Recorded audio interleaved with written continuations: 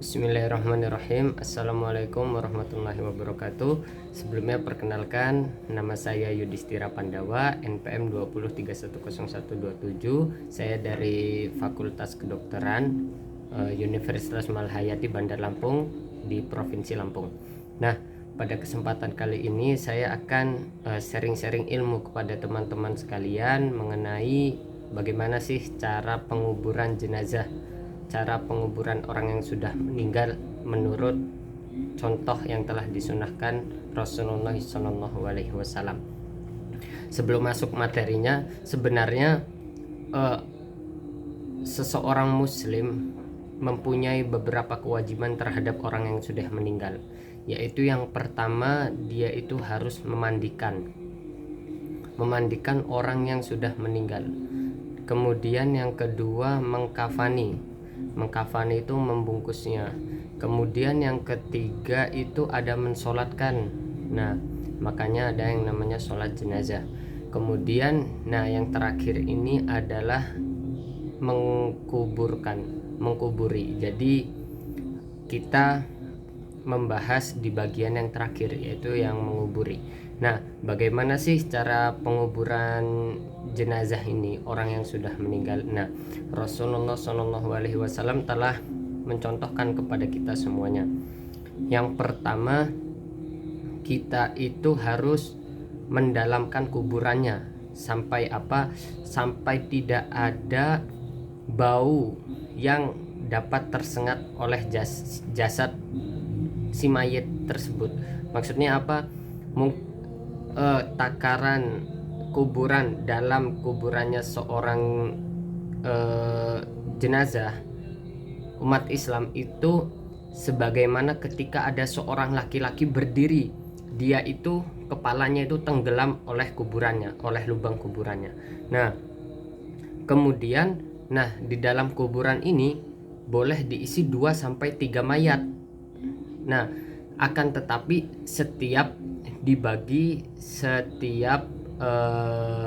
dipisah, tidak boleh ditumpuk. Itu pada zaman Nabi Muhammad SAW melakukan seusai melakukan peperangan. Jadi boleh 2-3 mayat, tidak boleh lebih. Nah, kemudian siapa yang didahulukan ketika ada di dalam kuburan itu lebih daripada satu orang, yaitu orang yang, kata Nabi Muhammad, orang yang paling banyak hafalan Al-Qur'annya, dia yang paling banyak. Nah, dia yang paling didahulukan. Nah, kemudian setelah itu di dalam lubang ini harus terdapat yang namanya itu lahat. Lahat itu seperti, kan kalau kuburan itu ada ke dalam. Nah, lahat itu yang masuk ke dalam. Nah, di dalam kuburan itu harus ada lahatnya. Ada liang lahatnya untuk menyimpan daripada si mayit tersebut. Nah, kemudian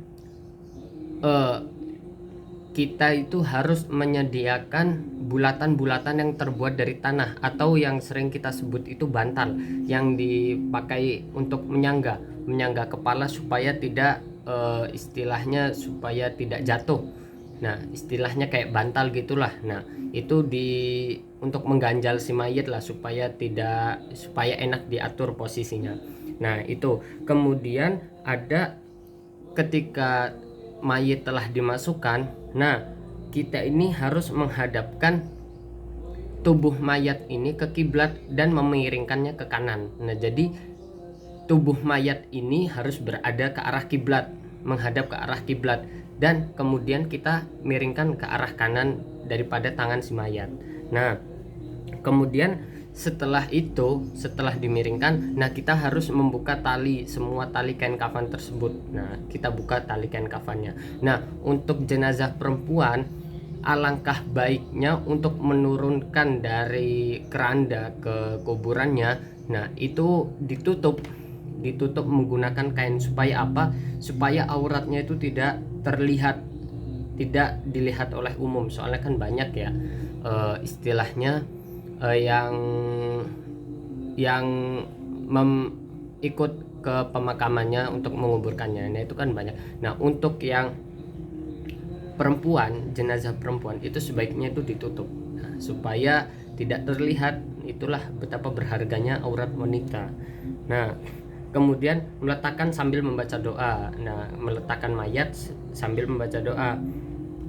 Nah, mungkin ini saja. Kemudian langsung ditutup. Mungkin ada yang membuat ada yang mengadakan istilahnya itu ceramah, curahan, istilahnya tausiah tentang bahwasanya manusia itu pasti akan meninggal. Nah, jadi diberikanlah nasihat-nasihat sedikit untuk siapa? Untuk yang datang ke pemakaman tersebut buat supaya sadar akan kematian. Nah, mungkin itu tidak apa-apa. Nah, mungkin itu saja tentang penguburan jenazah. Mungkin ada sunah-sunahnya, ada sunah-sunah dalam orang yang meninggal itu disiarkan, diberitakan. Nah, itu menguatkan keluarganya supaya tidak meratapi. Nah, untuk keluarganya, nah sebenarnya untuk keluarga si mayat, orang yang meninggal itu dilarang untuk meratapi jenazah, untuk menangisi terlalu dalam jenazahnya, itu sebenarnya tidak boleh.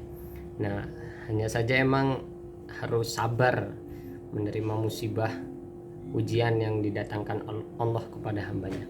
Nah, mungkin ini saja sedikit sharing-sharing ilmu yang saya miliki tentang bagaimana sih cara penguburan mayat atau jenazah.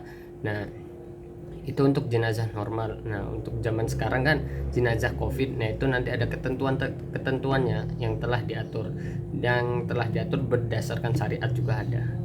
Nah, mungkin ini saja dari saya. Walaupun ada kurang lebihnya mohon maaf. Kepada Allah saya mohon ampun. Subhanakallahumma bihamdika asyhadu an la ilaha illa anta astaghfiruka wa atubu ilaik. Wassalamualaikum warahmatullahi wabarakatuh.